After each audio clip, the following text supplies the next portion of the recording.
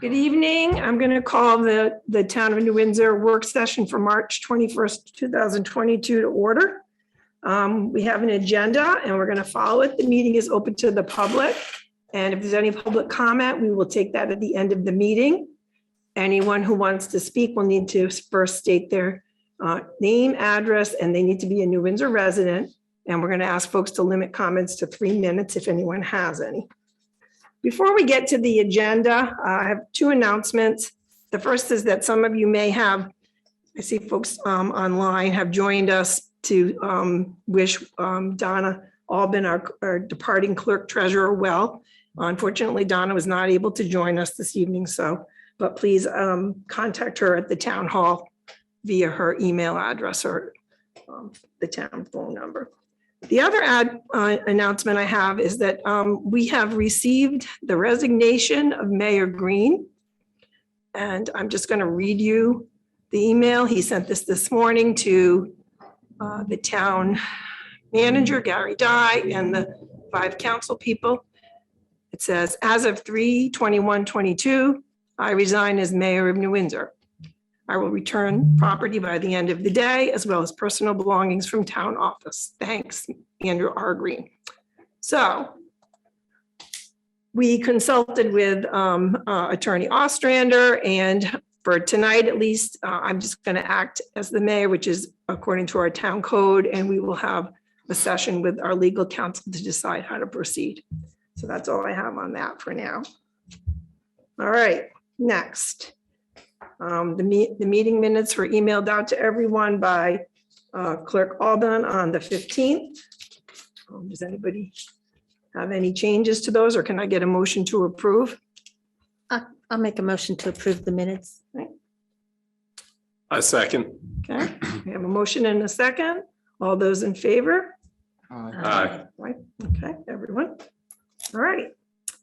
So now we're going to move on to the next item on the agenda, which is the Mml Chapter Dinners. And who's talking about that? Is that you, Gary? Well, yeah, I can, combination of between myself and Attorney Ostrander, we basically took 2 documents that we were put together as procedural documents and discussed in previous meetings, and then we put them in basically in resolution form.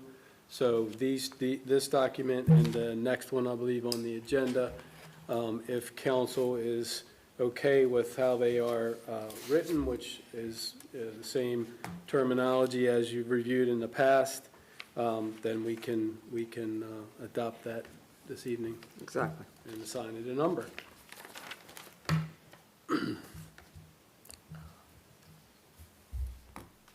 Has everybody had a chance to review those? Any questions? If not, then we'll need a motion. Make the motion to adopt the, do I say the resolution number? We can assign the Yes, resolution. yes. So the resolution number will be 03/21/2022A. Correct? I think we usually are just 22, not 2022. And then, Yeah, it's just 22. It's just the 22, last okay. 2 digits of the year. and then A, because the other one will be the Be second. B. All right, so I'll make a motion to approve resolution number 03/21/22A pertaining to the Mml Chapter Dinners. Anybody have a second? I'll second. Okay, I have a motion and a second. All those in favor? Aye. Aye. Okay, that's everyone. Okay, All right. thank you. Next, COVID-19 The next- resolution. Right, the next one would then be resolution 03/21/22B. And again, that's basically policy regarding attendance at conferences and special events, i.e. MML dinners and other such related events and activities. No, that was the COVID-19 one, right? The second. Second. The first one's MML Chapter. Yeah, the Okay, second, yeah, okay, yeah. sorry. That's for that, the administrative leave policy that we discussed several times, correct? Yes, it's the same. Same It's thing. just put Okay, does into a anybody have any resolution questions format. about that, or can we get a motion? I'll make a motion to accept the resolution for administrative leave. So that would be what, 03/21/22B? Yes. Yes. Okay. Okay, we have a motion. Can I get a second? I second. All right, we have a motion and a second. All those in favor? Aye. I'll abstain. All right, so we have 4 in favor and an abstention. Or I don't know if I count or not tonight, but Michelle can straighten that out. Nope. Okay, so we have 3 in favor and an abstention. Okay. Next, we have the town charter resolution revision, which we talked about as well, mostly cleaning up and housekeeping, et cetera. So does anybody have any questions on that? If not, I need a motion and a second on that. Well, That is one- only to be introduced. Sorry. For a long time, I was ready to jump in. For a long time, charter resolutions had to be advertised only after the fact of adoption. The law has changed on that. Ah, So, so now we need to have it introduced, then we'll set so a we need public motion hearing to- on it. So we're just introducing it tonight? Yes, and Okay. then it can be adopted, and then it still has to be advertised after the fact, which is kind of strange, but that's the So way we can it just is have the done. public hearing at the April meeting? No, No, we have to have a No, separate? 'cause- no, because it has to be advertised, Do we say 20? I think it's at least 21 days in advance of the, we don't have time, we figured it out. So we'll just do it at the work session, maybe? Probably that's the Okay. best thing. Probably at the April work session. All right, so that's been introduced, and we'll follow the hearing procedure for that. Has that been introduced? Well, we need a, we do We need still need a motion to and a introduce second it. to All right, introduce it. folks, we do need a Okay. motion. I will make the Introduce it. motion. I will make the motion to introduce the town charter revision. I'll second it. All right, all those in favor of that? Aye. 4? All right. Thank you. Number 5 is Town Beautification and Cleanup Day. Who's taking that? Give me 1 second and I Sure. will catch up to you.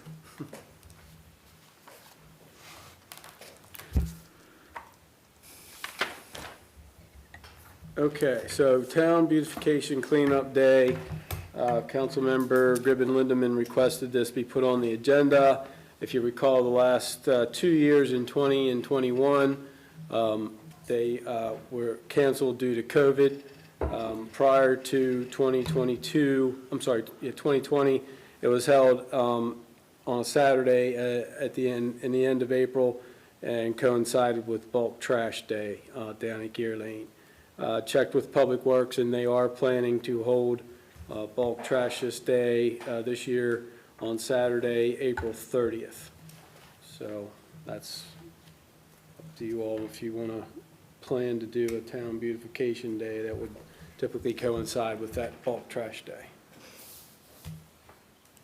So I know that some of you are newer to the council. Did any of you participate in that day prior to being on the council? No? No. Known about it. No. I mean, I think a long time ago, but. So, I mean, I'll just kind of say what we had typically done, and Dave and Gary, please jump in. And so we would be pretty much the town staff, the council, the mayor. I think we some years invited Boy Scout troops or students wanting to get community service hours. Of course, just the general residents, folks, if anybody's interested. And we did things like clean up the beds at the town parks and plant flowers and weed and mulch. Sometimes there would be a special project on the list. So that's kind of what it's usually been like. Right, Dave, anything I'm missing? I guess the only other thing, when we had ample resources, we would also walk down to the Butterfly Park by Atlee Ridge there and also clean up along the stream and the trail going back to the park. That becomes a little manpower intensive if we don't have enough folks to do that. We also spread a lot of mulch out down there as well. I guess the only thing is that the Public Works usually tees up this whole thing for us. They buy mulch, they have the mulch laid out in the areas for us. The flowers are purchased ahead of time, and, you know, the tools, shovels, rakes, stuff is usually available by the Public Works, although we've done it at the same time, the bulk trash, so they actively do not help us during that morning because they're down there taking care of things, but they did do a lot of work prior to. The main thing is purchasing the pallet of mulch and then distributing it to the location, various park locations, and then we keep a supply, usually fill up the small truck with tools and extra mulch, and then somebody, I've done it in the past, run around and move stuff around. It again depends on the number of people you have, and I mean, and if it's something we want to start doing again. Well, I was interested in, and I also invited our resident Corby Fowler to come because she had some ideas that she would like to interject for Beautification Day. And I'm also thinking about that park up there on 75. I mean, like that gazebo, it needs to be painted, that roof. Is that the kind of thing that you do that day or no? That's that would be through Project Open Space. We've got money approved through Project Open Space for that park. Oh, so that's going to be done? When we can get it done, but On the list. it It's has on to the get list. put out the bid and everything on that. Yeah, we can't have residents, climbing up on top of the gazebo Right. and painting and things like that. Right. Somebody got hurt, Don't want that happening. I have a hand raised in the audience. Let me, If it's about this subject, that's fine. hey, would you like to speak? Yeah, can you state your name and your address? Down in Oxford, 3200 Alley Ridge. The town beautification thing was usually the volunteers were from the area or from Alley. We would go down, like Dave was talking about, going down the path and putting the mulch and everything down. Again, the mulch was provided by the town. But most of the volunteers, it was usually a big town effort that was promoted and advertised through the town. For the short time I've been here, since 2014, it wasn't really a whole lot of anything else other than just a bunch of volunteers from the town going out for a day. We planted trees, we cleaned up the round down by the stream, removed all the weeds and stuff. I mean, cleaned up the sticks. These areas do need that at least once a year. It does keep it clean and nice for at least a couple months until everything starts growing. But that is definitely something that I think a lot of people have kind of missed. That's all. From Corby and see, she could maybe tell us. Come on up next to me, Corby, because they won't be able to hear you out in Zoom world if you're not. You can just come right here. Yep. Mostly, They'll folks pick you up. You just stand there, the microphone will pick you up. This Just say is- your name and address first. My name's Corby Fowler. I live at 301 Church Street. I'm new to this, and I get nervous talking, so. I'm in the Heritage Committee also, and we talk about, things about the town, too. In the last meeting,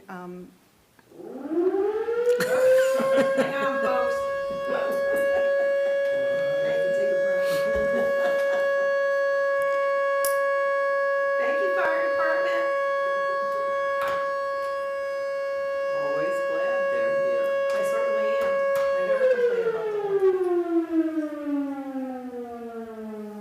It'll happen again. It goes like 3 cycles.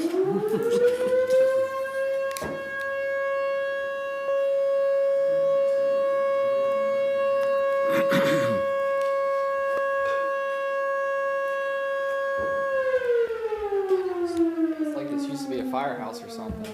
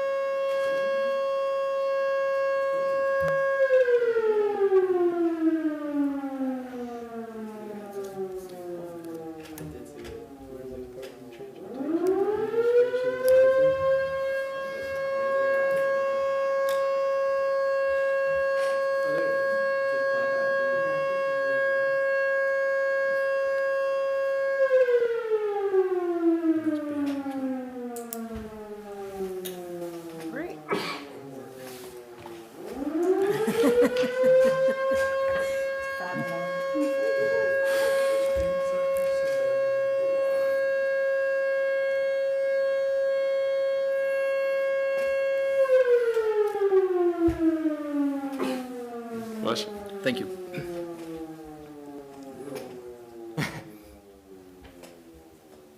Okay, I think it's Good to clear. go. Corby.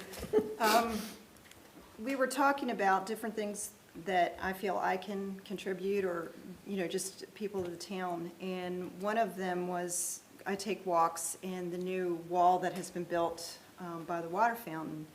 And I was asking if it would be okay for me. I have 2 large concrete planters to put on either side if you all would want them, and to be able to do plants during the summer. And, I would keep up with them if that's an issue, just to have volunteers to go in, and, because my husband and I do a lot of planting and flowers and things in our yard, to spruce that, as she said, a big wall that's sitting there. We were talking at the Heritage, the white wall that is where the gazebo is, or is going to be there. They were talking about a mural, possible mural to go up there, which I thought would be beautiful. If, that can go done, or whatever you all have to do to approve, or to get that done. And the gazebo, we had already talked about, because I actually had told Councilman Schultz that I would climb up on the roof to paint the gazebo, because it is an eyesore, and it's a beautiful gazebo, and just to have that done would be really pretty, to have that, fixed up, painted, and done when people come through town, because it just looks like it's a rusty old top of a gazebo. The cleanup day, I think that you were talking about before, if it's at the end of April, unfortunately, I'll be in Florida, but I would, actually, when I walk around with my son, I actually take a bag and we pick up the garbage when we go. Because, people throwing their cigarettes down, and if people could just, in the community, pick up your trash when you're walking around, because it's in, everybody's yard. The other thing was the banners that were taken down. I know they were old. There were new banners that were, because when you go into Hampstead or into the other towns, you see the historical banners, and it really does, to me, make a difference in town. It looks nice to show that we are a historical, community. So that was another thing I just wanted to ask about. And there was a sign when we came into town. I think they took that down, like when you're coming in. Is that going to be replaced? I think it was in not repairable condition, if I remember what Public Works Director Myers said. We'll have to, I remember an email Which about that. direction coming in town? Coming down the hill, coming From from Westminster. From Westminster, that, up It from was the pump wooden. station. There was Yeah. just a wooden, I think the Oh, Heritage yeah, Committee. by the pump Yeah, I think, station, yeah, yeah, Yeah, that was not in good condition. I think he was talking about possibly moving the other one out there, because there's an Well, idea. I think they're also making room for, when we do the pump station upgrade, there's gonna be a generator in that location. in that area. So that's why they cleared all those trees and everything out of there. So we'll have to wait and see what happens with that area. It's gonna If be a new pump we're gonna do station, it, yeah. we'd have probably to move it back up to where the town sign, the big town sign is that we Okay. did a couple years ago. Yeah, the one that has all the organizations on it, yeah. But I would like to volunteer for, like the planning and cleanup and anything like that. And I think there's a lot of people in town that would, want to help out. And like you said, once a year for the cleanup. And maybe we could do, if they're going to do the gazebo, maybe we could do something on another day. And I would definitely, volunteer to do that. So if you all are okay with the planters, I can send you a picture, whatever. They're concrete, they're nice, but it's just something that the flowers could, flow over that wall in the summertime and in the fall. So that's all I got for now. So, thank you. Does anybody Thank have you. any questions or comments? Well, I have also been in touch with the Boy Scouts and just told them that we would be having this day coming up, and, they seemed like they might be interested in coming and helping out that day. I haven't been in touch with the Girl Scouts yet, but I will contact them as well if we, decide on the day. And I guess I'll get with Kalina about advertising it. Maybe it's too late to get into the newsletter, I guess, for this time. I believe she started printing today, yeah. Probably, yeah. I'm sorry, what? She started printing today, so it is. I think she helped get the flowers too, if I remember correctly. Donna and Cleany used Donna to and be in Kalina. charge of the flowers. Flowers. 'Cause Yeah, they- I would love to help out with Is that. there, I don't know that we have to have a formal motion, but is there consensus just to resurrect cleanup day? I mean, I'm Yeah, I think so. we should be in have it. favor of that. And I can't, I'm sorry, I couldn't hear we were having audio issues on our end, so I missed the name of the gentleman who was speaking, but, Jonathan, and he actually has his hand up again, Okay. so. John, let me put you on real quick. There you go. If you guys do resurrect that, I would like to be involved with over by the ball fields, cleaning some of that area up. There's a lot of dead trees that fall down where the mowers will be damaged, where the branches and limbs are in the, I guess, in the general area of where things get hit. Also, the fences over there are against the creek are in disrepair. Need to have some of that stuff cleaned up. I know the Little League teams over there try to do some work, and from what I've seen, it's only them doing the work over there, which it'd be nice if, again, if we had that one day to go out there, take some volunteers and clean that area up. That'd be really awesome. We're going to be talking later in the agenda about Cyborg Fields and the skate park. yeah. Yeah, there's a lot of issues with both of those areas. The ball fields are, I'll get into that in a little while. Yeah, we but can the ball come back to fields are that. leased from Lehigh. And the issues with the stream are not easy resolutions. We met with county staff last year, and there's no easy fix to that. That stream is going to continue to take that fence out. And you're talking Army Corps of Engineers and permits and everything to get in there and redirect the stream. It's Yeah. it's not playable in certain areas on that closed one. Yeah, definitely.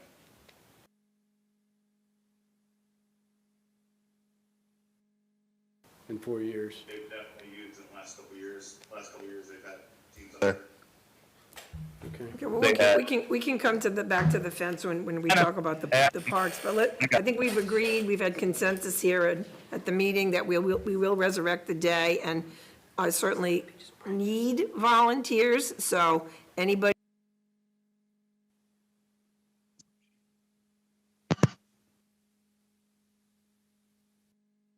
and she'll not network, but she'll work with the town public works staff and Kalina and possibly Dana to coordinate things, and we'll make sure we get it posted. But, some of these jobs that we're talking about are things because of liability that we have to have town staff do, so that's why the town sort of needs to be involved in what the volunteers are doing. But we certainly appreciate everybody's ideas and involvement, and we're gonna try to incorporate as many of those as we can as we move forward, so thanks, everybody. I did want to add, there is a direct message here, and is that from MDT? Maybe it's direct to me. It's direct to you. Okay, so I think it's Deputy Calusi maybe, but he was going to have the 3 kids of youth that were going to do the community service, helping that. Oh, that's a great idea. Yeah. That's good. Great, Great. perfect. So are we agreed that April 30th is going to be the day then? Yeah. Okay. That sounds- Anything else on that? Do you have a time that you want? We used or to is do it that from till- like 9, did we used to start at 9? Yeah. It's Like 9 to 3 or I think it was something like 9 to that? 12. It was usually 9 to just like 12? 9 to 12. 9 to 12. Oh, okay. And we usually encourage, like Dave said, a lot of us borrow things, garden tools from the town, but we also encourage people to like wear we can't have gloves for everybody, so wear your garden gloves. If you have your own little hand trowel or whatever, go ahead and bring that, because we're not really sure what everybody's gonna end up doing. We kind of divvy up the tasks when we see how many volunteers we get, so stay tuned, and thank you for your interest. All right. Moving on. Cyborg Fields and the skate park. Okay, so I'm give just a little bit of information and history on this. On March 4th, we received an email from Jeff Diggets, who's the director of Carroll County Department of Rec and Parks. It was forwarded to the mayor, council, and staff on March the 7th. Requests for funding through the department's capital budget are to be submitted through a link to an online form and are due April 15th. Requests for funding will be reviewed by the Rec and Parks Advisory Board at their May meeting this year. New projects are typically placed in the last year of the plan, which is 2029. They run on a 6-year fiscal plan like most agencies do. If a project is not recommended for county funding in its CIP, department staff with Rec and Parks may recommend other possible funding sources that could help move projects forward. Rec and Parks also mentioned the Maryland Community Parks and Playground program, which we've used in the past, I believe, and they will be accepting applications this summer with awards announced next year. These grants funds do not require a match and could be available earlier, as early as next year rather than 2029 through the county CIP. So question from Councilmember Gribben Lindeman as to applying for funding for the town skate park and Cyborg Fields. The skate park and Sybil Fields are in close proximity to each other. They're on adjacent parcels back there, and they're accessed off the same road, Meadow Lane, which is a town road for approximately 500 feet in from Old New Windsor Road. Then it becomes a private driveway. There's a maintenance sign back about 500 feet where it ends. Sign says end town maintenance. Both the fields and the park have their own certain specific issues and restrictions and problems. So the skate park is owned by the town on a parcel of land approximately 5 acres. It was originally funded through Project Open Space back in 2008. I was out there Friday. The actual equipment is not in bad shape. It's still in actually pretty good shape for the age of it. The fence around could stand to be replaced or repaired, probably replaced. Cyborg Fields, again, that's a little different entity there. In December of 2011, the town sold 6.69 acres to Lehigh for $696,520. On the same day, the town entered into a lease of the 6.69 acres. The town is responsible for all maintenance of the fields and property. Any improvements, alterations, additions, or changes of any kind are required to have written consent approval from Lehigh. The ball fields, to my knowledge, at least officially through organizations that have come to me and asked to use the facilities, have not been used in a while. I don't know if groups are just practicing down there on their own or whatever. And the fields do need work, there's no doubt about that, to make them usable again. And is there a demand for the use? We met last year in March with the one Reapers baseball group about using the fields back there for their younger teams. And we were trying to work things out through with Lehigh and with equipment and stuff, and that the band that they found that they didn't need those fields back there for their teams. So I'm not sure if there's any knowledge of other teams that are looking for fields of that in that size. Those fields are smaller in comparison to the Lions Club field. Lions Club fields is a larger 90-foot base, 90-foot diamond back there. Just a few examples of the work needed would be provide quality infield dirt, spread and level, clean out and repair the bench areas, set new base pegs for drop-in bases, repair the outfield fences, especially field 1, which is the smaller field, and this fence has been compromised by the meandering stream back there. Again, we met with county folks last year about what we could do in that stream, and it would be a major project, a major doing to try to get permits to fix that stream so that it's not taking out that fence any longer. The public portion of Meadow Lane needs to be milled and paved. There's no doubt about that. The road's in really bad shape. The people that are going back there for whatever reason are going around and driving in the grass to the left before you get to the skate park. And so the paving of that 550 feet, whatever it is, back there, which is town road, needs to be looked at for sure. Repairing the private stone portion of the driveway presents issues and concerns. You're then working on technically private property, which we would most likely not get into doing. But in order to get into the back field, you have to continue on that private portion of that driveway, cross a very narrow, small bridge crossing there of a stream. I wouldn't call it a bridge, but it's just a stream crossing that's very narrow. And then there's really no parking in the back there that's not grassed, not a grassed area back there. So again, there's just a lot of things to consider, a lot of concerns there. And also just an important note that entire area of the skate park and the ball fields is located within a 100-year floodplain. And it's subject to flood damage at any time.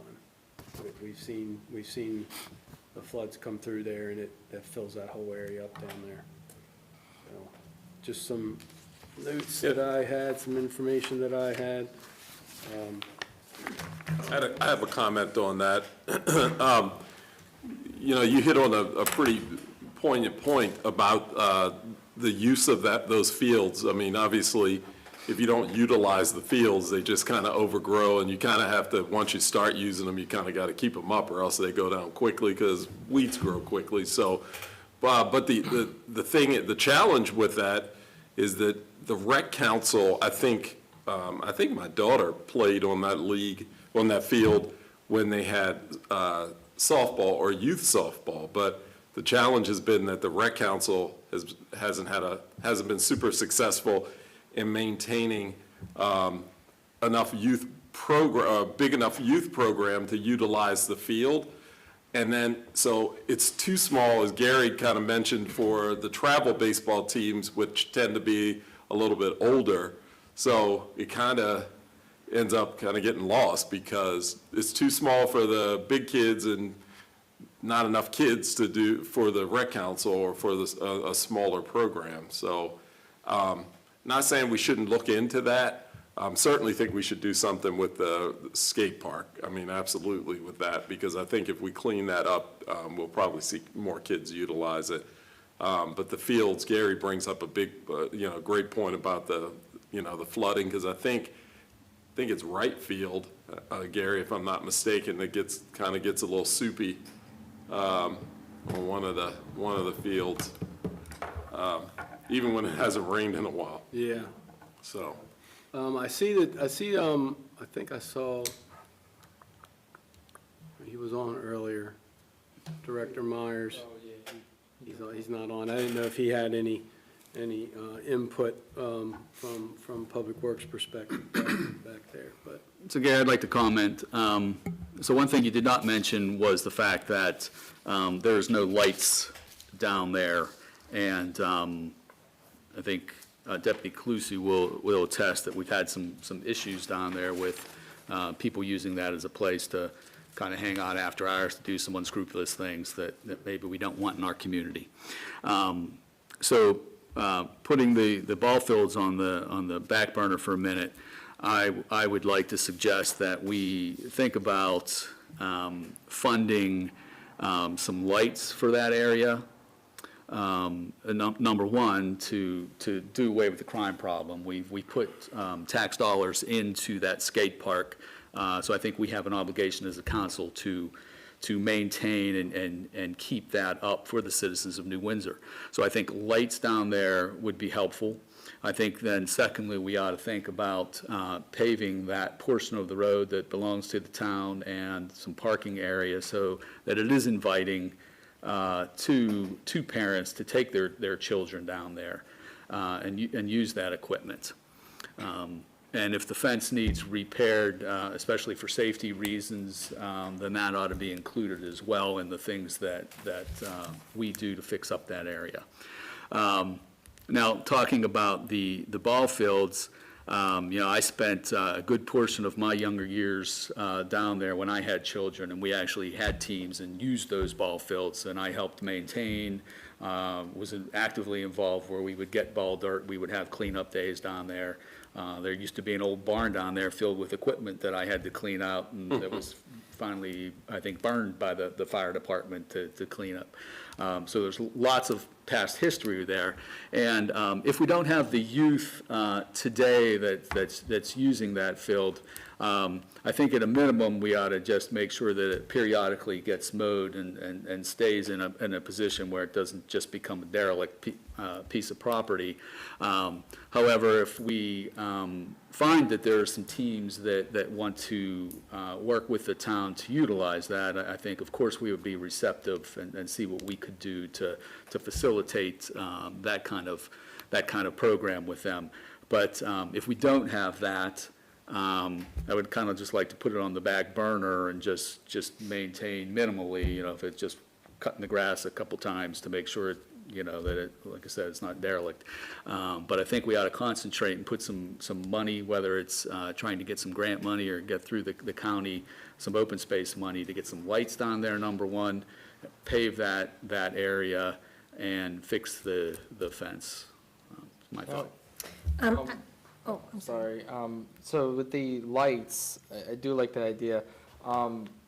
If I'm not mistaken, wasn't the light out here, we had like some sort of rebate for being LED and energy efficient? The one In the right park? out here In the new in the park? parking Oh, lot? the park? Oh, in the No, parking no, lot. in the parking lot. This one on the lamppost? Yeah, the LED Public one. Works just put Oh, okay. put that up for 'Cause safety. I remember it was like 2 years ago. We were talking about LED lights and a rebate for it. Maybe that's something we might qualify for down there as well.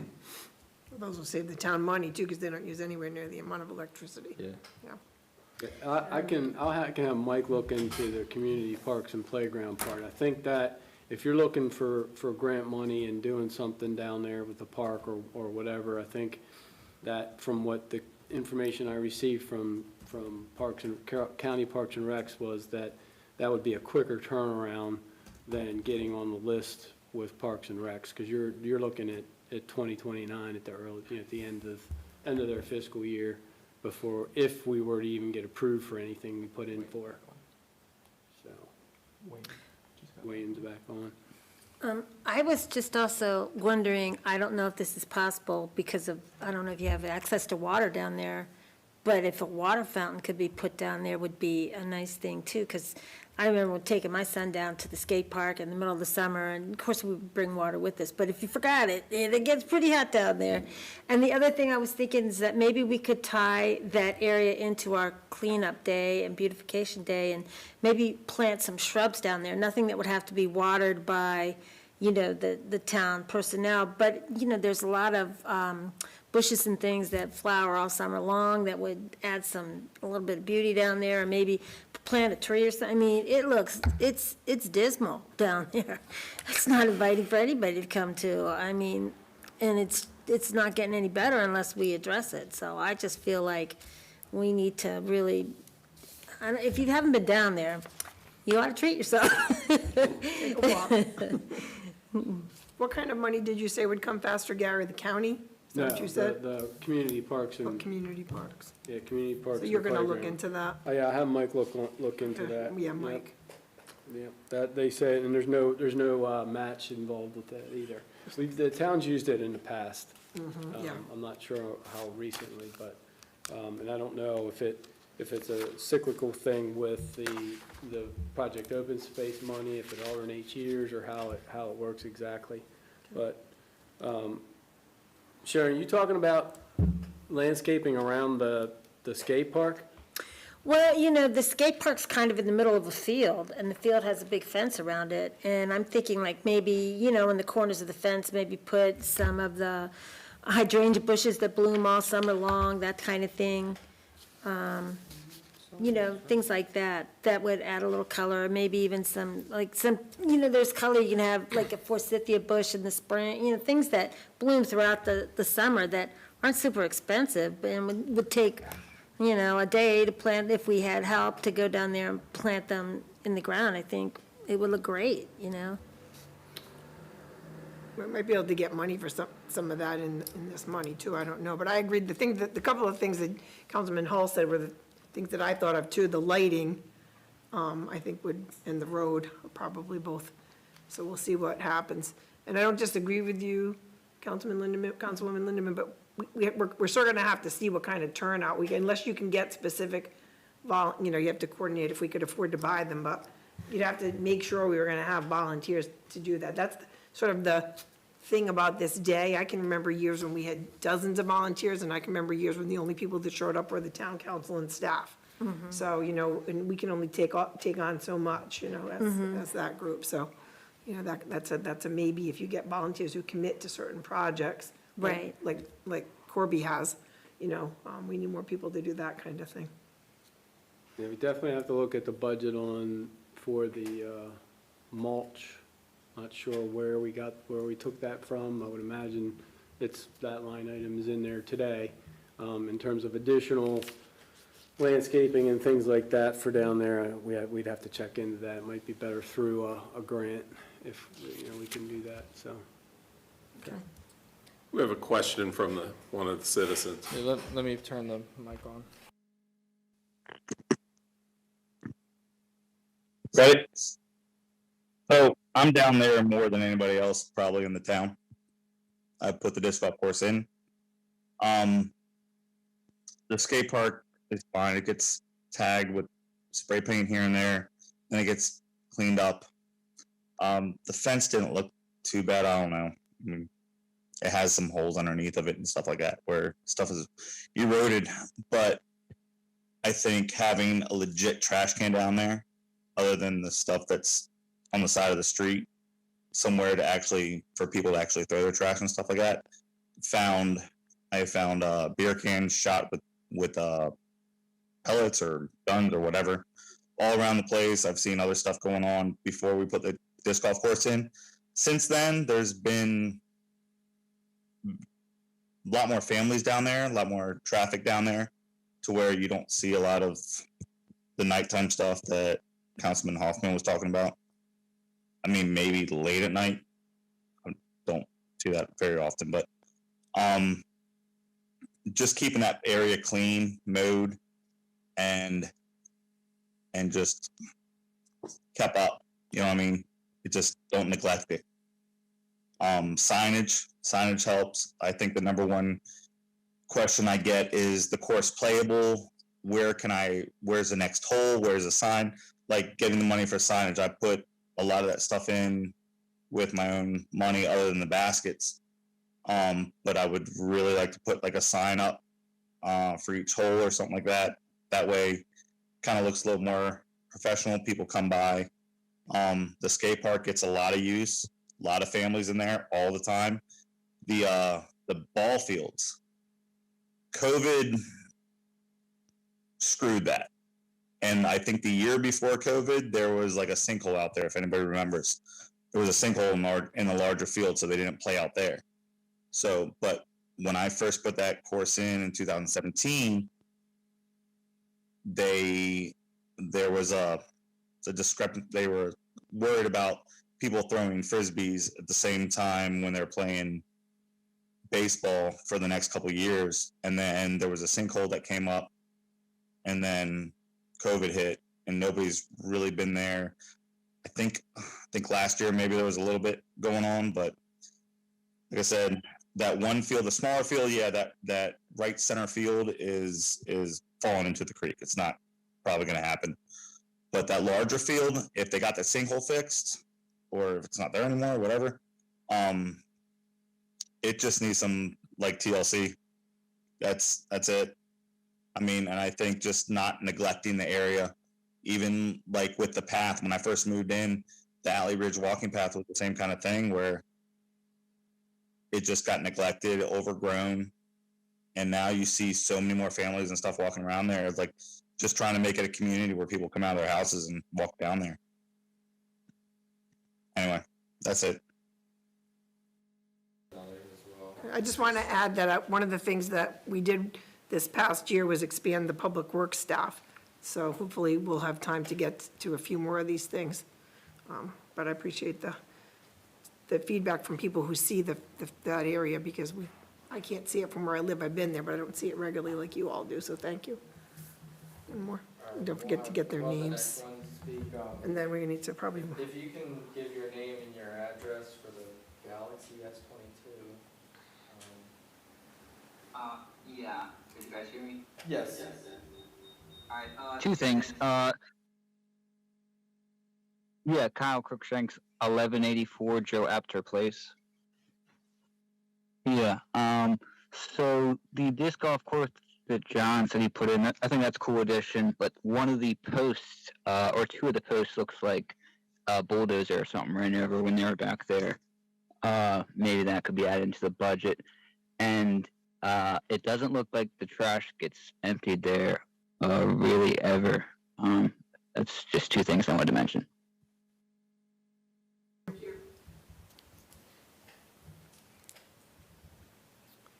all right, that's great feedback, everyone. Thank you. Does anybody have anything else on that?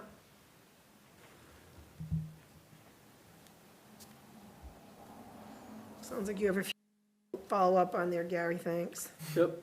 Okay, the next thing on the agenda is the town hall audiovisual solution discussion, and I'm gonna, guess that's you, Councilman Yeah, Hall. I could start it, because I got the second quote from, Tomlin Tech.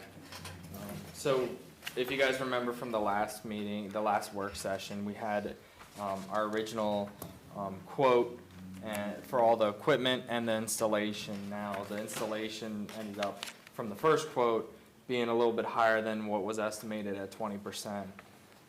The first quote was $5,799 to install all of the cabling, and that's based on that model that we had. So Tomlin Tech, I had them come out on Friday.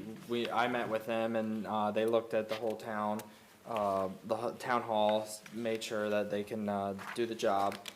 And in this proposal, they have basically everything that we talked to, that the first quote offered. Now, one of the things that Richard Turner mentioned was that the second quote does not include mounting brackets for the camera.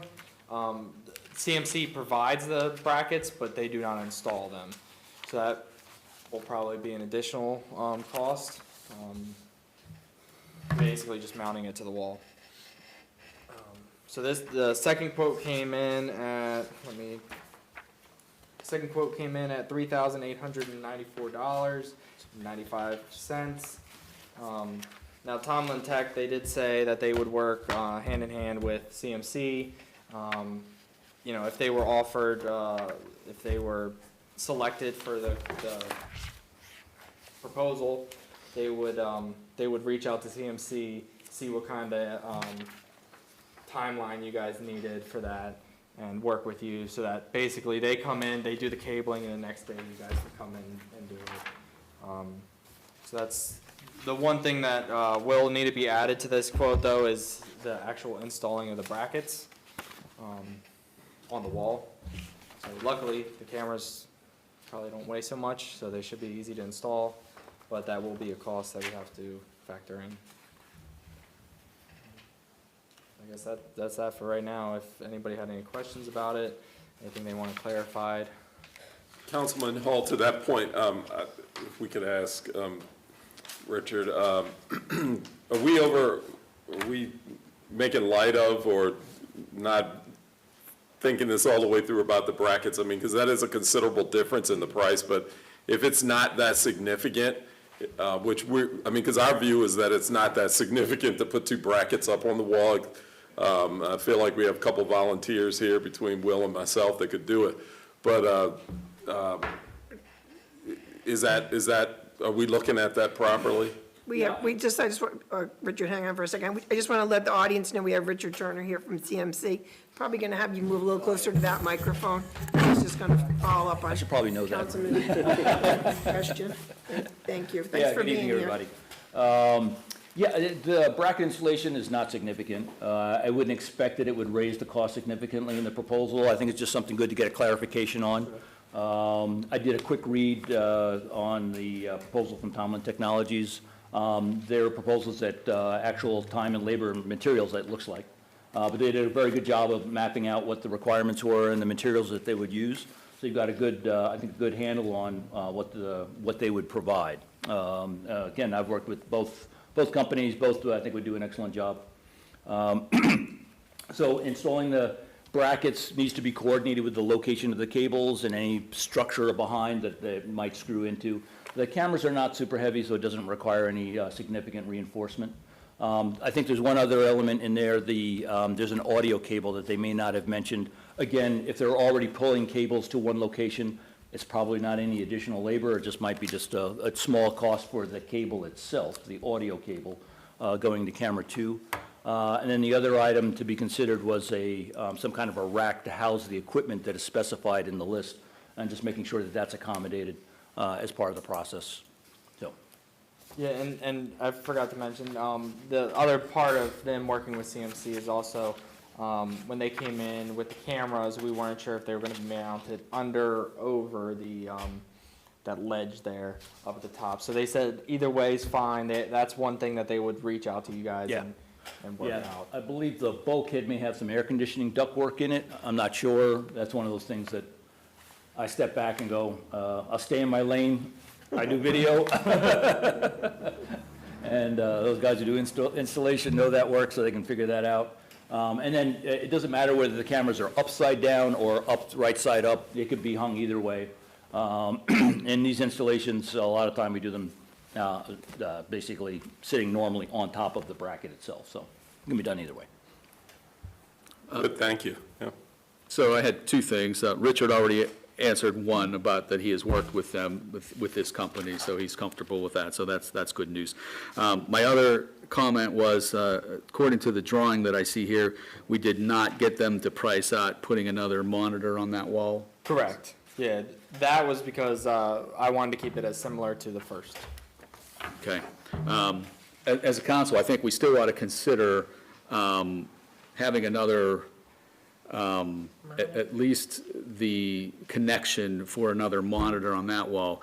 I would like to think that at some point here in Town Hall, that we're going to put the documents that we're reviewing up on this, and those that are sitting on this side of the table would be very helpful if we were seeing the same thing over there as opposed to looking at our computers and trying to see if we were on the same page. So I would like us to at least consider putting another connection over there, and we don't necessarily have to buy the monitor now or even the mounting bracket for it, but the long pole and the tent is having the connection available for us. So that's electricity and the Yeah, connection. that's the only part is it won't be as easy as just the cable for the Ethernet. It's also going to be the high voltage cable, which will add to the cost, but But maybe we could as you just- mentioned, it still is, while they're there, it could be cheaper. Is that even something that they'd be doing? Would we have to hire an electrician for that anyways? Well, I would have to modify the quote and see if they could. Because even. if not, we could at least do the Ethernet cable as part of it for both of them and put the electricity later, if that's not something that they do anyways. Because there's not any other electricity involved in this, as I recall, right? No, it's all low voltage cable. It probably would be more cost effective to do it as part of this than come in later on. and do Later on, it. yeah. I can reach out and see if they can do. Get both of them to maybe add that. Anybody else? So just, pulling this sort of together. So once we get to comparable costs, is our next step going to be just to accept one of the? It would be to purchase one of the two options. Okay, all right. So maybe you could just have that information next time, Councilman Hall, and then we could possibly make that decision that meeting. Everybody okay with that? I guess, Yeah. yes, Yeah. I'm fine with that. I don't recall, do we have funding in 22's budget for that, or do we have a line item in 23 to cover? Well, one of the possible areas was the ARPA money. Now, we were talking about using that all for the water project. Other than that, we haven't decided a line item. Okay, all right. I just wanted to make sure we didn't need to act because we had 22 money To spend? to spend on it. Now, the one question I did have, so that would be the Ethernet and also the power to that. Do we also want to put a quote for a bracket for, I guess, a similar bracket that we have over here? Or are we gonna wait for the bracket? Well, I don't know. I recently bought a TV, and they're cheap as dirt, and they sell the brackets right there with them like nothing. So I don't know if it's that we have to go get a company to supply us that. Who put this one in? We did it ourselves. And the town public works Right. put it in. So, Probably not. Yeah, you just put it in the stud, so. Kind of sounds like I would a, prefer, yeah, because it'll probably be a lot cheaper if we just do it. Yeah, yeah. yeah. Just as a recommendation, I would have the bracket and the TV display purchased together. There are some specifications for the bracket, and that could drive the, having the bracket already up there may not match exactly So just what wait you and end buy up 'em both. purchasing as a TV, so this is a suggestion. Good Wait and point. buy them both at the same time. Good point. kind of sounds like an in-house project. Yeah. Okay, anybody else? Thank you, Will. Good information. Thank you for coming again, Richard. Absolutely, my pleasure. All right. All right, next is American Rescue Plan Act of 2021, and the submittal. Gary? Okay, just the Treasury Department sent an email to Mayor Greene on March 7th as the town's applicant contact regarding the ARPA money. The email was forwarded to Donna and myself. The email contained a lot of information and links. Most importantly, the email provided directions to set up the town's online account to access the Treasury's portal to designate important reporting roles. The roles needed to be designated for the town are account administrator, point of contact for reporting, and authorized representative for reporting. Don and I tried to log in and designate the roles, but was unable to last week. We'll have to figure out how and what we need to do to get in and set up what is needed so we can submit the required reporting and documents. The first reporting deadline to submit the project and expenditure report is April 30th of this year, and will cover the period between March 3rd, 2021 to March 31st, 2022. And then for New Windsor, moving forward, those project and expenditures reports will be due annually. I also forwarded an email from the MML to council and staff on March 17th about a webinar that was today at 3 o'clock. The webinar was hosted by the Treasury Department and provided general information, overview information about reporting requirements. They did give some links to emails and other stuff that we can probably get some assistance with any login problems that we might have. So we'll have to give that another shot here soon, so we're ready to go on that. We got to get that. We got to be able to get in and do our reporting and file the required documentations, because if we don't, we're probably going to be liable for paying that ARPA money back, which we don't want to get into that situation It's at not all. an option. So, So you're going to work on that and keep us posted and let us know if you need help?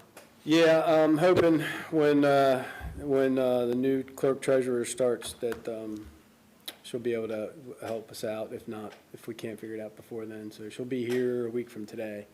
So, Today's the what? Today's the 21st, So really so- only have 10 days.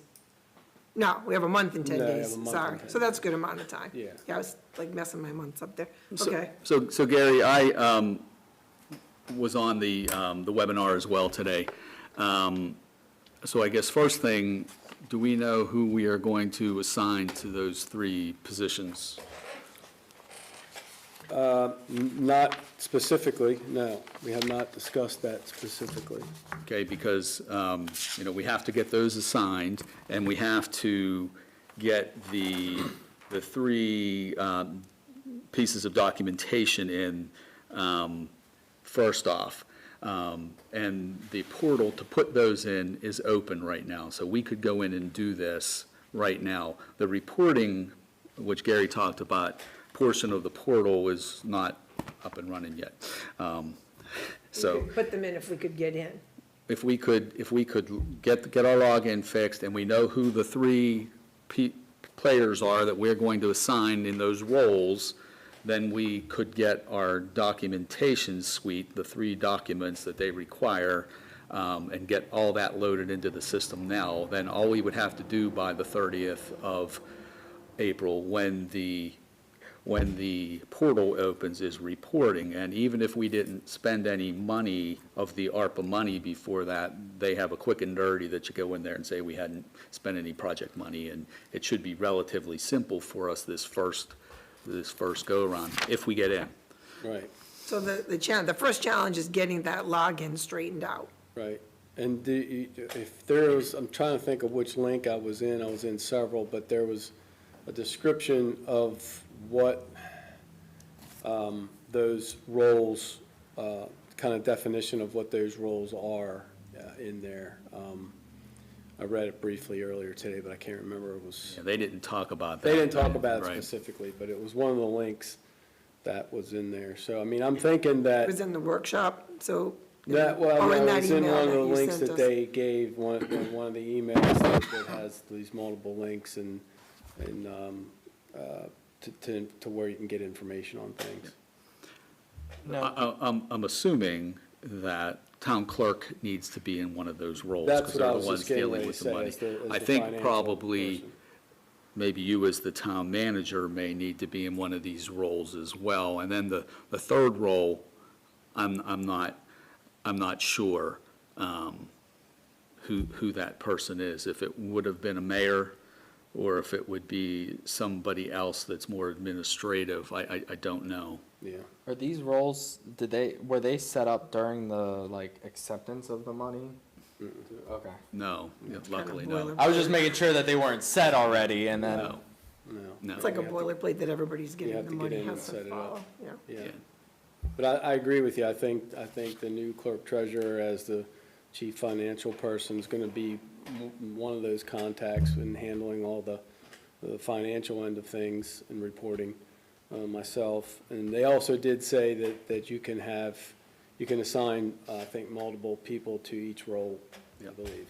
You know, first, second, third kind of Oh, like backup people. backups and stuff. I think they actually recommended it, so it's not just one person do it that has to be able to do it or can do it. One thing that I took away from the whole webinar was the fact that the reporting, I think they finally took a look at what they're asking for and decided that they better scale back.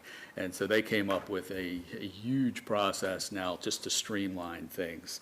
And I think that they're pushing everyone towards taking that $10 million standard deduction. Yeah. And everything falls under that. Any municipality that's under 10 million, and they almost came right out and said it, why would you want to do anything else? Yeah. It's fall underneath the standard deduction, and then even the fact that we're using, say, water and sewer infrastructure money, that was the fourth bin you could put it in, put it under the first bin under that standard deduction, everything fits under it, they're telling us. So that's really going to help us as well as it's going to help them, and the requirements to document this are much less stringent for the town, so that's good. I got that information as well, and I think I recall them saying the only reason you wouldn't take that standard deduction is if your municipality got more than $10 million. Yes, They pretty much recommend you doing it. Yes. And it does simplify then the process beyond that everything kind of fits into that category for qualifying expenses, so. Good news. Thank you both for watching that today. All right, so stay tuned, right? Yep. On that. Yep, All right, budget. okay. Once you're the budget, I go. I'm saving you money. That's what budget's all about. But we do need to think about a Coordinate a time meeting. when we can, Do you want to tell us, I mean, I think we should try to do this before the next meeting. it would probably be preferable. Councilwoman Lindeman has informed us that she's going to be away for the next 10 days, so, Okay. so she doesn't sound like she can attend no matter when we have it.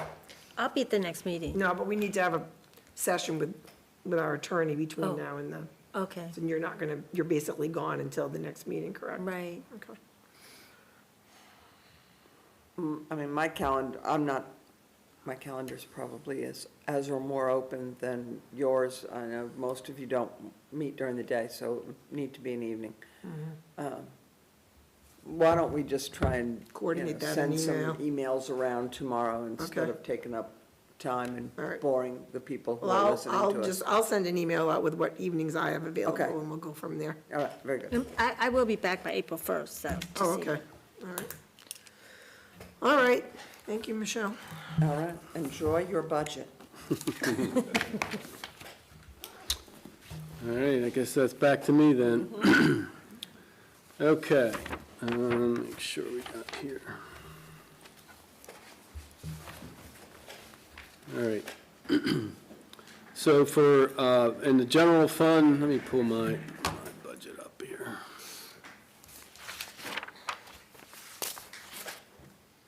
So under the general fund expenditures,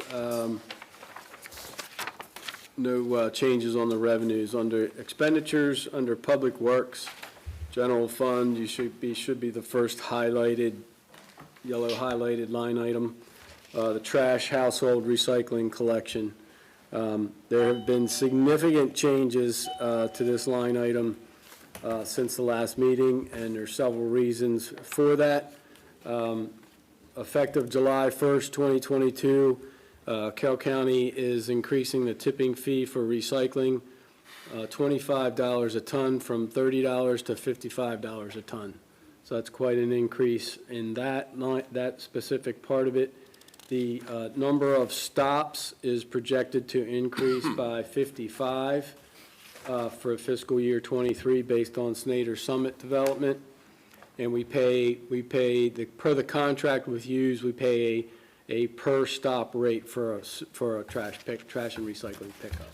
So as the stops increase, the monthly charge from Hughes increases per stop, so we pay them per stop.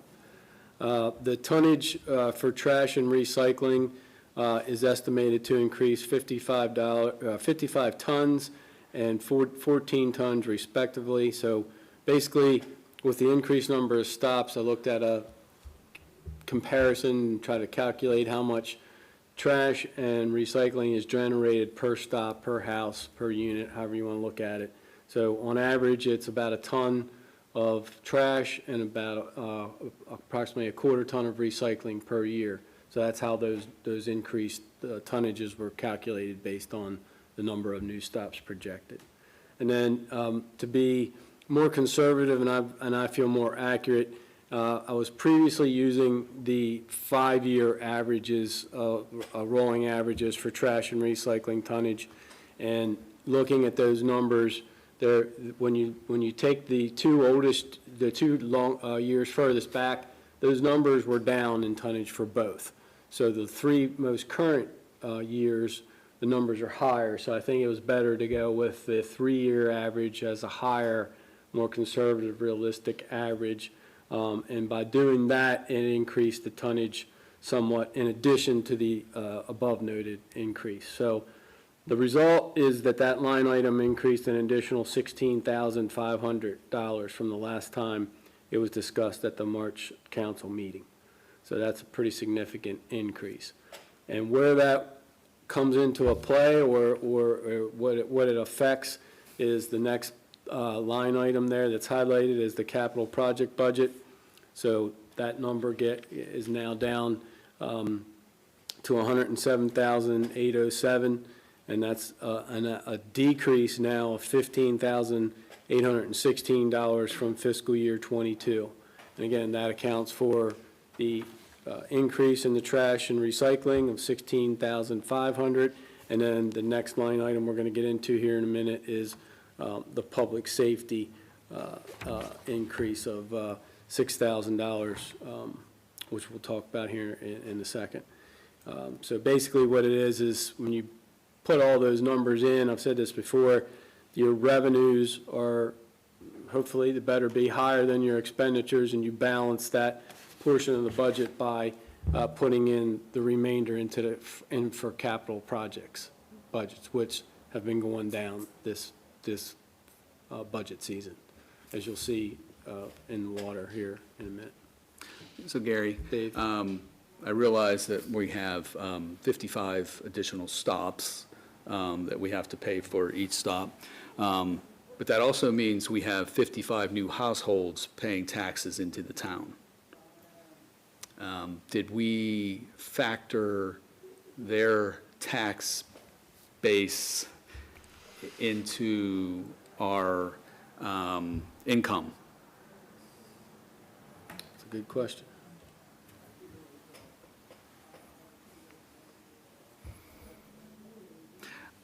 While you're looking, I realize that we don't have our tax base money broke down, that we know actually how much each household pays of their tax dollars. That is a fixed price of the trash pickup. We could figure out how much each household pays, it costs us to pick up their trash, but we don't know, we've never, I don't think, broke out, the amount of money I pay taxes in, that this much goes to here, that we could, get down into that granularity level.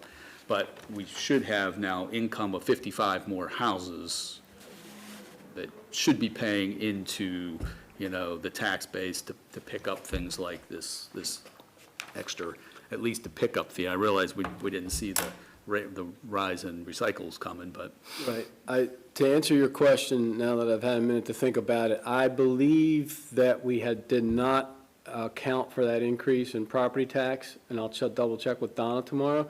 But I believe the reason for that is we are evaluated, we get income each year from personal property, but we're in evaluation year this year.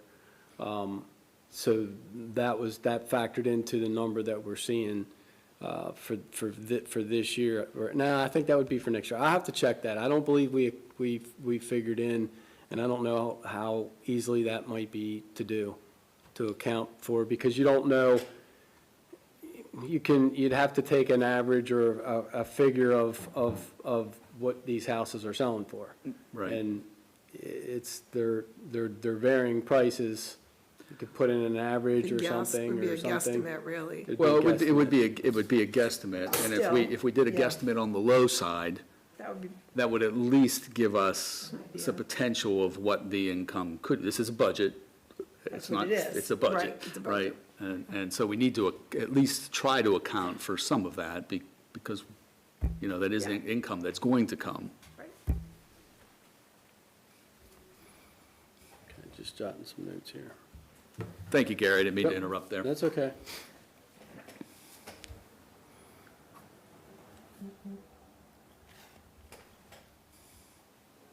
Okay. And then back to public safety. We talked about this increased $6,000 to account for the purchase of 2 new speed signs for town. And the plan, and we're still trying, I'm working with Deputy Calusi and the current vendor of our speed sign as to whether we can sell that. If we purchase 2 new signs from a different vendor, which we're looking to, is sell our other sign, and then also with that is the ability to transfer that yearly registration we pay with that. To the other municipality. So, but I went ahead and put that into the budget this year, so we have the ability to purchase those signs. And again, that factored into the capital project budget line item adjustment that I mentioned before. The only other thing, just mentioning, under parks, equipment repair seasonal, that line item is down $17,000 to be in line with prior years. A decision at the March council meeting to keep this line item at $3,000 and use $3,802 from town activity line item in the FY22 budget to purchase new hometown hero banners. So nothing's changed there. I'm just reiterating that. Can I just touch on this for a second, because I don't want to spend a lot of time on it, but Corby brought up the banners, and I remember at some point there was another set of banners that was discussed that were sort of the more historical ones. Do you remember what's going on with that? Because I don't remember. Well, I was kind of taking it time by time. I guess I didn't realize I had to do it all together, so I have to get a quote on that. I don't know the quote to redo the banners, but I think that they were already dealing with the company for that. The company has all the logos and all the information that was on the banners, because we did have town banners like that up at one time, and I guess, they had They got gotten, taken down because they were in such bad shape, and then Right. Councilman Greene had started that process, and then he left the council, so it just kind of, I think, He was working with Kalina, if I recall. Yes, and Kalina would have a lot of background right, information. okay, so I'll get with Clean on Follow up that. on that, because if we need It's pretty to, finalized. yeah, if we need to add that into that, we need to know like Well, ASAP. maybe they had already had money budgeted for that had already been out, if they had been talking about it. Well, it would have been in last year's budget, so now we're talking about we'd have to make room for it in the 2022 budget, because it would have just gotten moved forward, and, it wasn't paid for, so we have to Okay. figure out. We have to make room for it in Have to- 23, but. 23, I'm sorry, that's what I mean, Okay. 23 budget. So, yeah, so maybe you can just get some information on that, Sharon. and then- Okay. 'cause that was in the works. Okay, sorry, Gary. That's okay. We did have a question about the signs. Okay. Do you want to stop now, or do you want to wait till Let's the end? do it at the end if we That's fine. can. I'll Yeah, be we'll done do, here we'll do it shortly. at the end. I'll be done here shortly. Sure. So that pretty much takes care of the general fund. So again, unless there are line item changes, the general fund section is balanced. And again, changes at this point will directly impact the capital project budget line item, and by reducing it if you add additional expenditures. On the enterprise fund expenditures, under water, if you scroll down, again, no changes on the revenues right now at this point. But under water expenditures, we added in per direction at the last council meeting. We added a line item in for the water quality finance administration loan for the Maryland 31 water line project. So what I did there was I used 80,000 as a line item, and that was based on the loan of 1,960,000 for 30 years at 1.15 interest, and then I rounded up from that calculated yearly cost of 77,621 to give us a little bit of cushion there in that line item. So that's in at 80,000. We won't know the exact loan amount or interest rate until a later date if and when we get approved for MDE and we actually apply for that loan. But we're putting a placeholder in there. It shows that we have it budgeted, and I'll show you how we adjusted the rest of the next couple line items to account for that. So again, capital project budget line item was reduced by $30,001 from the $96,026 to what you see there at $66,025, and that is a decrease now of $24,213 from FY22. So again, these line items are taking pretty big hits on that. And then on the 3Rs for 3R operating for water, I knocked it back down to 50. I dropped it, that lowered it by 25,000 from 75,000 to 50,000, which is no change for from fiscal year 22. And then on the sewer side below there, same thing on the 3Rs, knocked that down 25,000 down to 50. So that made the difference up between those three line items to account for the water line loan number that we had, the 80,000. Again, that's, in summary, unless there's line item changes, enterprise section is balanced. So, the budget is complete and balanced at this time unless we make any other changes. There's no proposed tax rate, again, a tax rate increase, and again, this fiscal year for the 8th straight year.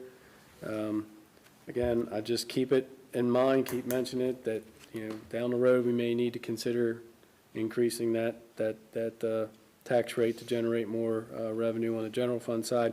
Your enterprise fund's a different structured differently because it's self-sufficient fund through the usage and the base rates and those kinds of things. It does not use tax dollars in the enterprise fund. Open it for discussion from any items to discuss? Yeah, Gary, I do, of course.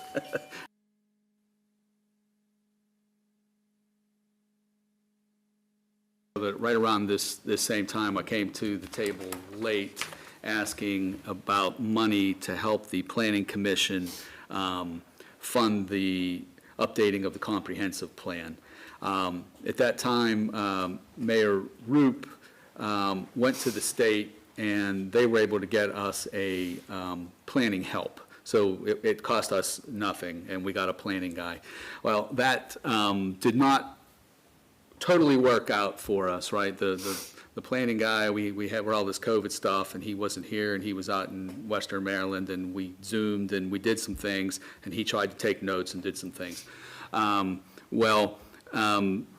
He ended up moving into another position, and a new person was supposed to come and jump on board with us. She left the job before she even came. So Chairman of the Planning Commission, Schultz, met with the state, had a call with the state the other day, and apparently the deal was at the beginning that they were supposed to help by providing us guidance, but never do the work. And so they were a little bit, whoa, wait a minute. So we're not getting any, bottom line, we're not getting any help from the state to help us with that. County is not able to help us as well. So we're back to where we were when I brought this up a year ago, that we don't have anybody to play scorekeeper for us to take these notes and to update this comprehensive plan. So Chairman Schultz and I have had several conversations about it, about what kind of person that we would be looking for, and how we could get this done as quick. We have received some relief from the state. It's not as an arduous task as we originally thought. So we have some flexibility in the plan of how in-depth that we want to take the review, but we do want to go through the document and take out all the stuff that doesn't make sense to be there anymore and update it to the best of our ability. So we definitely want to do that. It has to be done every 10 years, and they're pointing at us that your time's up, that we need to do this. Chairman Schultz and I really believe that we need someone like a Donna to take notes for us. So somebody like a Donna sat in on all our meetings and knows what we're thinking, right? So she could update this plan for us based upon our conversations. Some of our conversations lead to some of the materials available through the state to do a little research to make sure we're on the right thing that someone like Donna could do, right? So we figured we were looking at so I got two asks, right? Right now, I'm looking to see if we have $1,500 in our FY22 budget to get us through the remainder of this fiscal year, so we don't just spin wheels for another 3 months. So I'm looking at April, May, and June, $500 a month. If we were paying someone about $25 a month, that would give us an hour. Wow, an hour. Thank you. That would be about $500 a month that we would be looking at their hours to do this. So that would be the $1,500. And then next year, here I am coming to the table late for our budget, looking at about $3,500 for our FY23 going forward to get us through. With that help, it would be less. We're looking at probably about $300 a month. We figure hours, about 12 hours a month or so to attend our meeting, 2 hours, and then do work off-site. So I'm looking at $1,500 out of 22 budget and $3,500 to put into FY23 budget to get this comprehensive plan off of our plate, get it done. That's my ask. So over to Gary, and I know Gary's going to say, well, if we put it in there, it's going to come out of our capital projects, because that's the only place it's got to come. So I understand that. For next year. But it's $3,500. It's kind of small amount. And I don't know, we probably can't answer if we have $1,500. I'll have to check with. Look, so I would into that. appreciate you looking into that, and then if you guys want to discuss Like about Councilman Hornick has a $3,500. question. I do have a question. Do we believe that $1,500 would cover, and $3,500 would cover someone like Donna for those, this year and then fiscal year 2023? Do you think we could find someone? So I have not personally talked to someone like Donna.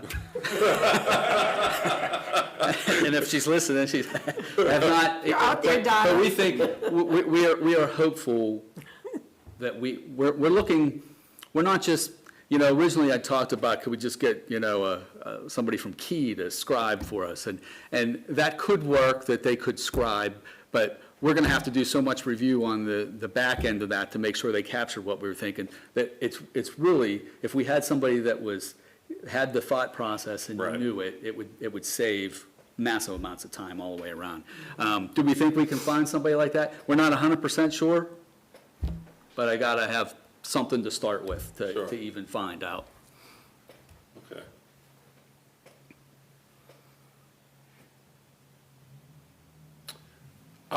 If I can, my 2 cents, having the few years I was on the planning commission, I certainly think having someone like that would be well worth. I mean, I thought I was there when we had the person from the state that came in, and I was like, oh my God, thank God. It was a relief because there was a lot of work to it. And I certainly think it's well worth the spend to do it, so hopefully. Now we don't have that. What's that? Rudy Oh, yeah. in our meeting the other day, because he went beyond what his direction apparently that was given to him. Right. He went beyond what he should have been doing for us. It's Yeah. a shame we couldn't jump through that window and got it finished. Yeah. Right. Well, COVID didn't help, so. So now that we don't have that support, we need to find another way to do it, basically. Yes. Yep. To answer your question in terms of the FY '23 budget, I would assume under planning and zoning category is where we would add a line item, because that's where the Board of Zoning Appeals salary is in there, the Planning Commission salary is in there, printing, advertising, and then zoning administration salaries in that category. So I would imagine we would add a line item in that category of the budget. Yeah. Is where my guess would be. Yeah, and I wonder if we spent all of what we had in 2022 or not, because this kind of budgets for a regular meeting schedule, which there wasn't all the time with COVID and everything, so there might be a little bit of money left, Well, excuse, this year. that's a good point. Looking at, so the planning commission salary is only paid when and if they meet, which you all know. So the year-to-date, which I can check again and update, it's probably gone up a little bit, but the year-to-date that I have in here was 510 of the budgeted 2,400, so might be there. For what it's worth, Gary, we haven't met in 3 months. So probably whatever numbers you have is pretty good. Okay, so that would, if you were to take 15, that would put you just a tad over. Do you think, so the numbers I just crunched for FY '22, you said 1,500, which is 500 a month at $25 an hour. It's 20 hours. 20 hours a month? Yes. You think you need 20 hours a month? We think that the front end is going to be heavy because Joe from the state did some stuff, right? And we've already reviewed some chapters, but that's all going to have to be gone through again and make sure that it's correct. The rest of the planning commission, including, we have not seen his product. So we're going to have to go through it, again. So we really feel like the front end is going to be heavy. We're figuring 20 hours a month, and the back end, we were looking at about 12 hours a month, for about $300 a month.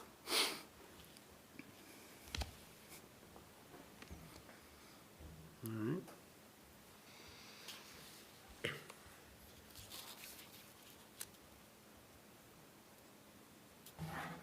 Okay. Anything else on the budget? I still have the sign question. Yeah, so if we don't have anything else from the council, we can take the question. All right. Jonathan, you can go ahead when you're ready. I know this has been a question for years. The stop sign at Church and 31. Apparently you used to have one back in the day. I'm just wondering if there's ever a thought about talking to Carroll County to put one back in there. It's a Talking two-way about stop. on Route 31. No, Church and 31. Oh, church. Church and 31. Yeah, right in front of Maddie's. When I first moved in here, my wife's car was almost knocked over by somebody coming down the road. And I know it's 30 mile an hour there. You're not flipping a car with a compact vehicle. You're not flipping an SUV. People speed through it all the time. Today, I had to pull literally out into the middle of the intersection to see around a box truck. You cannot see through that intersection. We have tractor trailers rolling through there. We have every size, make, model, whatever, rolling through that intersection, especially with Maddie's being there. You got people crossing the street all the time. There's no cops at all ever sitting in the town for like speed control and nothing. There's nothing there at all. You have to pull into the middle of the intersection to look around that corner. I don't know what we have to do to talk to Carroll County. I've been told that, we have to have Carroll County to prove it and they have to work some blah, blah, blah. And everybody just passes the buck. And I don't understand how there's nothing there. So John, I'm going to let you talk again, but I think what you're talking about is on Route 31, which is not the county, that's a state road. So we would have to get permission from the state of Maryland if you're talking about putting a stop sign on Route 31. Because there is a stop sign on Church Street. Now, whether people are observing it or not is another whole issue, but if we were going to put a stop sign on Route 31, we'd have to go through the state, and of course, it would have to be both ways. And honestly, I don't see that happening, but, we could certainly look into it. So you can go ahead and So why can't we as a town ask them to do it? Well, it has to be a traffic study. We can't just ask them to do it. They'd have to come and, what they've done in the past, they did some things where they suggested that we got rid of some parking spaces, so there used to be more parking spaces on High Street, and some of those were removed. And so we could, that's the start. They don't just come out and put a stop sign in. So we could certainly request a traffic study. We have done that and twice. We've had at least yes. 2 traffic studies done probably within the last eight years. And we could certainly ask for another one. We could. In case things have changed. And I can't, I understand that sometimes residents are disappointed that Deputy Calusi doesn't do more, but I have in fact seen him out here ticketing cars. So I think that he has, unfortunately, he's divided between 2 towns and has other duties, so we don't get as much coverage from him as perhaps we had in the past, but we don't get anything. We could certainly look into that. It's 30 miles an hour down Old Good New point, Windsor. because I think he does what he tries to do the most he can.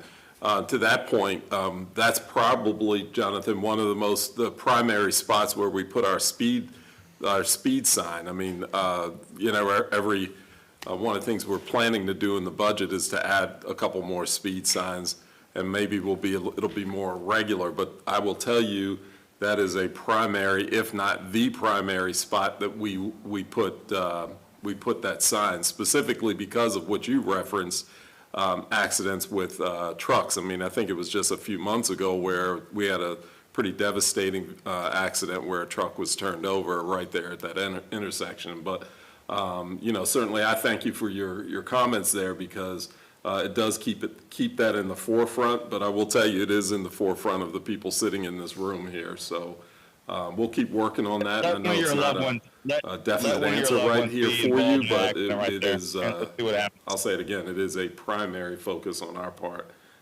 here. Yeah, that's what I've heard over the last 7 years of living in this town. I mean, that's it. That's all I've heard. Well, I've seen I no think action. behind the scenes, we have been trying to find solutions to it. There's You know, new I wish faces we on the had- council. I mean, I'll personally, that was one of the first things, I'm new to the council, but that was one of the first things I thought about is we've got to find a way. And I've talked to Deputy Calusi at least a half dozen to a dozen times about things that we can do. But, you know, we're kind of, our hands are kind of tied with it being a state road. We just can't tell them to do it and have them do it. It's kind of, the state wheels of progress move slowly sometimes, and we kind of have to follow that process. So we'll keep working on it. Yep.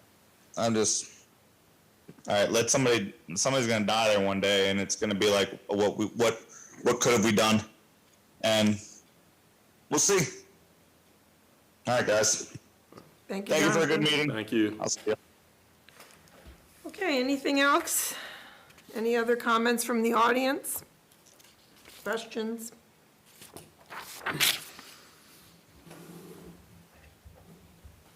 Okay, hearing none, if nobody has anything else, anybody else have anything in the room?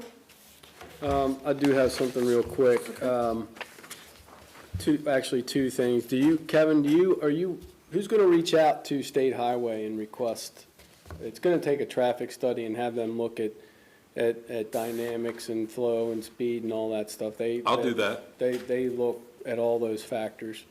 I Yeah, I think that's can't see appropriate. them, I mean, I don't want to speak for the State Highway, I can't see them putting a stop sign on 31 there, but, I mean, we have to bring it to their attention to the issues that we're encountering and hearing at this, and seeing on a daily basis at the intersection. Yeah.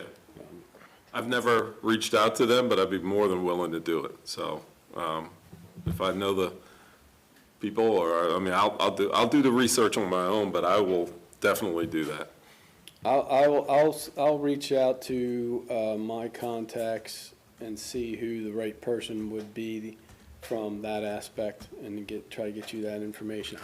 I don't know specifically on traffic-related stuff, but I'll see what I can find out through the contacts I have with the state folks.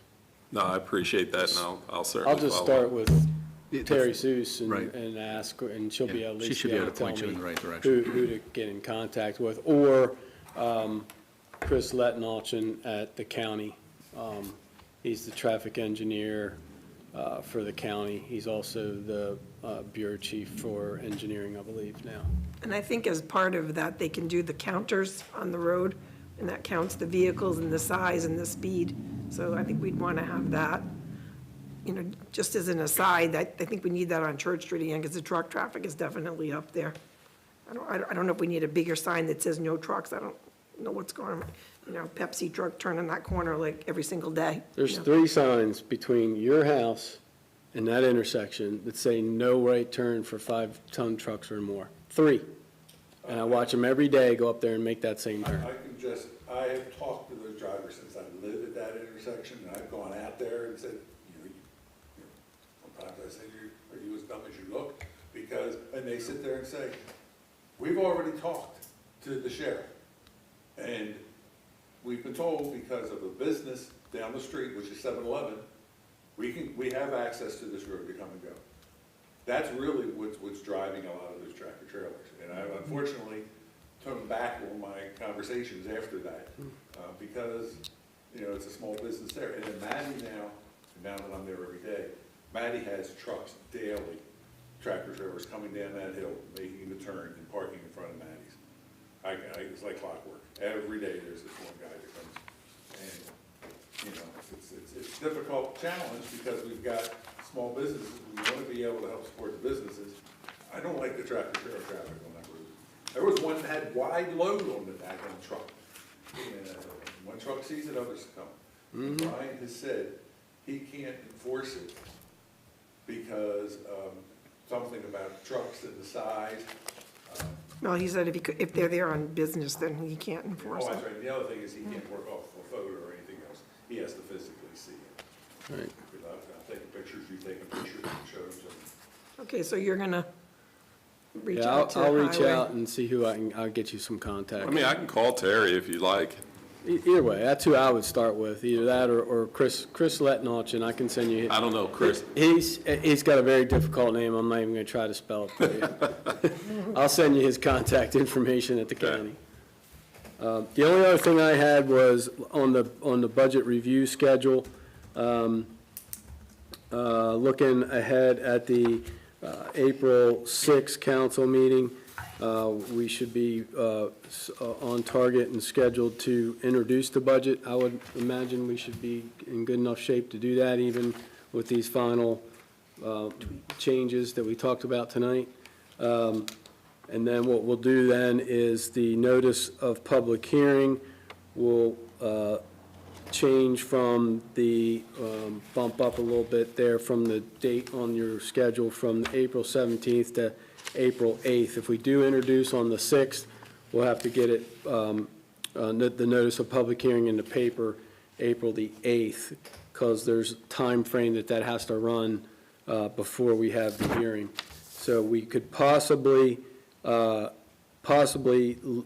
the budget hearing and adoption up from the May 16th work session to the May 4th council meeting, again, possibly, or keep it at the May 16th work session. So really just a couple of possible changes in there, but the main thing is, once we introduce the budget, hopefully at the April 6th council meeting, then to get that notice of public hearing in that Friday after that. So that gives us more flexibility to when we can have the budget hearing and adoption.